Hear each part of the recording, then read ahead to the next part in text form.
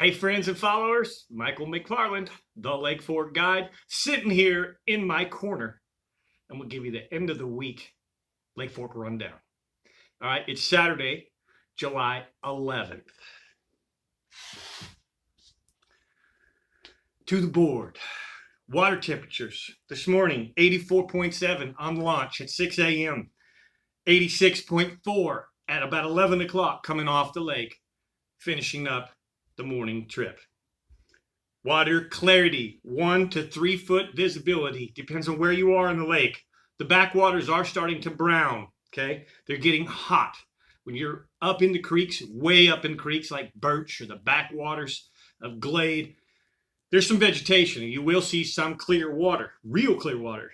But generally, those upper ends are hotter and much, much more brown, okay? Main lake, 1 to 3 foot visibility, Lake Fork green, loving the color, especially south. Water level, 402.73. Yesterday was 402.74. So we're very, very stable. All right. If you've been following along, the last couple days have gotten a little bit tougher here at Fork. Wednesday was pretty good. Thursday was about half of Wednesday. Yesterday was about half of Thursday. And today was a grind, an all-out grind. All right. I talked about the moon kind of being off in an off cycle for us. The majors and the minors are not setting up for a morning bite. All right. Basically about 4 a.m. to 6 a.m. those fish are feeding. Daylight is just after 6. We're putting the boat on the water at daylight, and we're going to fish for fish that have already finished up eating. That's what's kind of creating the morning to be a grind right now. Well, today I made a little bit of a change, and I have a saying in this business. When you make a change, a new bait, the first fish is luck. The second fish, you're onto something. And the third fish, it's a pattern. Okay? So this morning my wheels were turning. Why aren't these fish biting? Why are they not eating? It's perfect conditions. South wind. We got the heat trend. The water's getting hotter. Man, they should be eating. I got to thinking, they're finicky. They're full.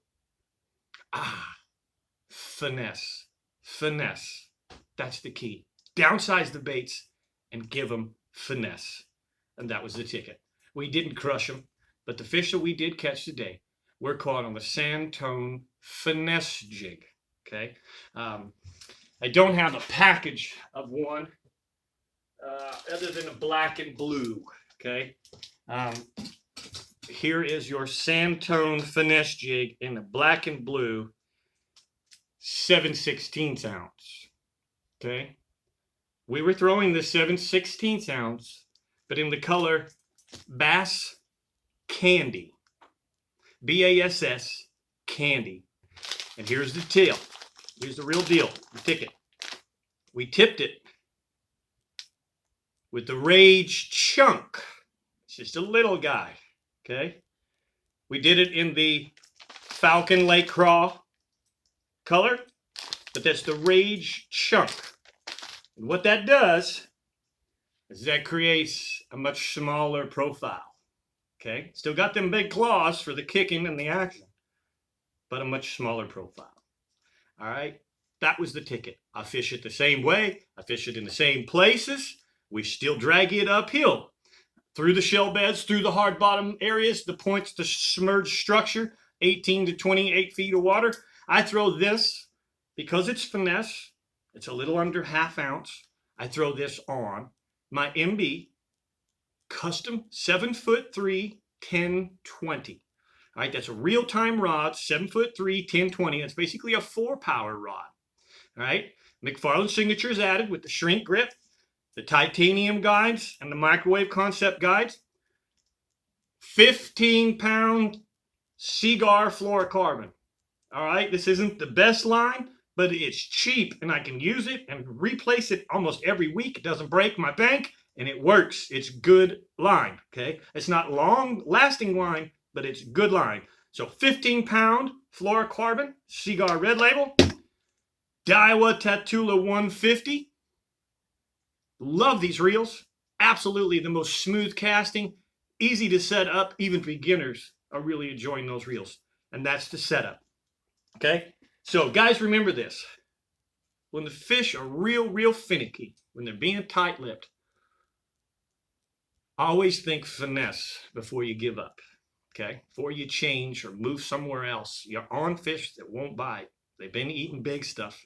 Before you leave them, toss a few of your finesse baits, a drop shot rig, if you will.